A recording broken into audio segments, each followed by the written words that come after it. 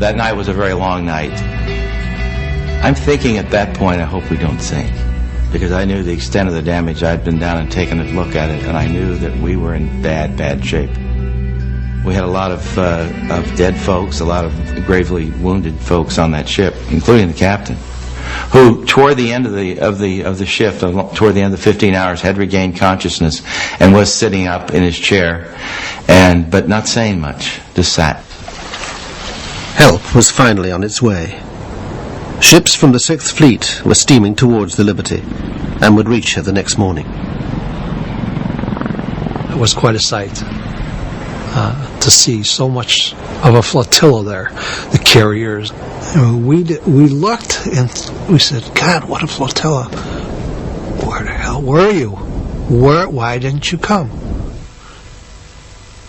I mean, everybody aboard the ship said the same thing.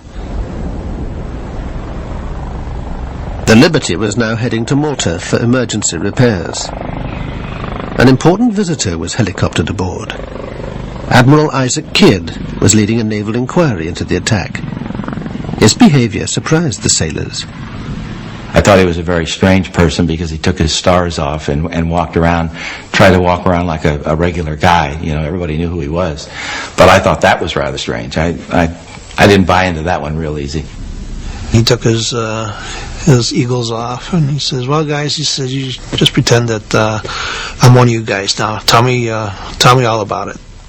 So they told what they seen in that, and after a while, he put his pins back on, and he says, I don't want you guys talking about this at all to anybody, to your shipmates. Don't be giving any interviews here while we're in Malta. He says, anything that has to be told through your division officer, through your captain, don't be talking to your family about it. I mean, he was very specific.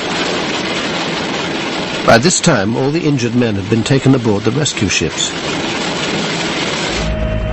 I remember being hauled up into that helicopter in a basket that had been wrapped tightly around me from head to toe. The corpsman, not knowing which end was up, sat on my head all the way back. And all I could think of was what an ignominious way to die after having survived a torpedo attack.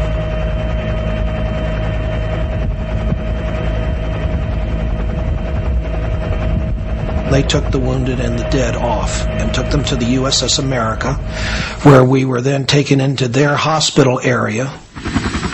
That was when the Navy and the might of the United States Navy was really with us. Up until then, it hadn't been.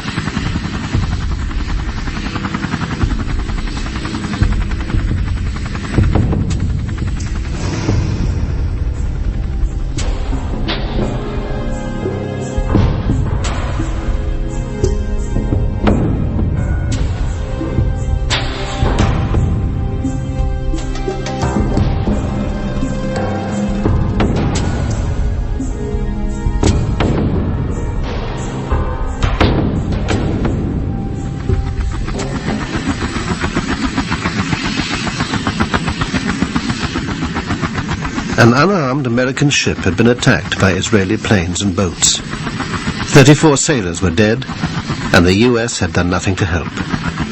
For the first time in 35 years, we can explain why. The theories cast light on the tangled web of American-Israeli relations. Some people suspect the ship might have been overhearing information on Israeli operations in the Sinai. I think they intended to attack the ship. Exactly why they wanted to, I'm not sure. They may have felt we were, with the Liberty, we were listening into some conversations and other things that were going on that they didn't want us to know about. And they had been engaged in some pretty outlandish stuff in the course of the war. And I didn't think they wanted us to know all the detail of that.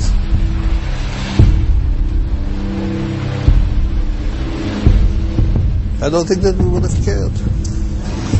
America was not an enemy. There was nothing they could in any way involve us, threaten us, concern us. No.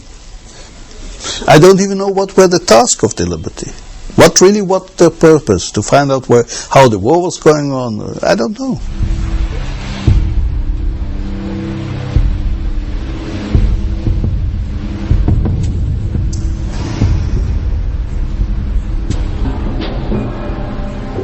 But there's a broader theory, that the attack was intended to be blamed on Egypt, and would therefore draw America into the war, and was carried out with the foreknowledge of certain people in Washington. The Liberty's captain had always suspected this was the case. In 1997, at Arlington Cemetery, he broke his 30-year silence. For many years, I had wanted to believe that the attack on the Liberty was pure error. It appears to me that it was not a pure case of mistaken identity. I think that it's about time that the State of Israel and the United States government provide the crew members of the Liberty and the rest of the American people the facts of what happened and why it came about that the Liberty was attacked 30 years ago today. Less than 2 years later, McGonigal himself would be buried at Arlington. Shortly before he died, he sent an open letter to President Clinton, calling for Israel to acknowledge publicly that her armed forces had deliberately attacked the USS Liberty. Captain McGonigal was more than just a captain in the Navy. He was a friend. He was a sailor's captain. Towards the end of his life, McGonigal confided in his old friend, the chief engineer. Captain and I was real close, and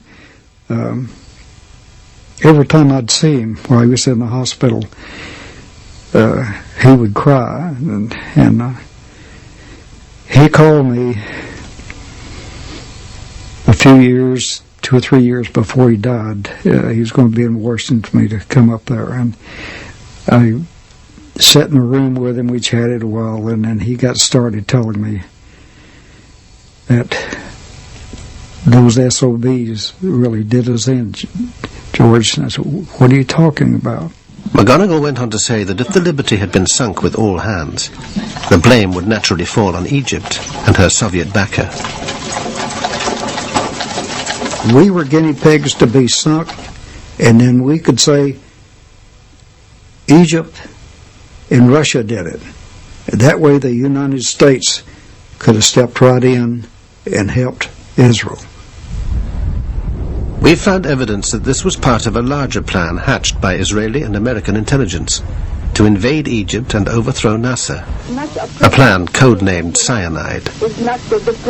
A key figure was James Angleton, Israel's closest friend in the CIA, and unique beneficiary of a memorial from Mossad. Jim Ennis first came across cyanide almost by chance. I had gone to the LBJ library asking for, all Liberty documents, and this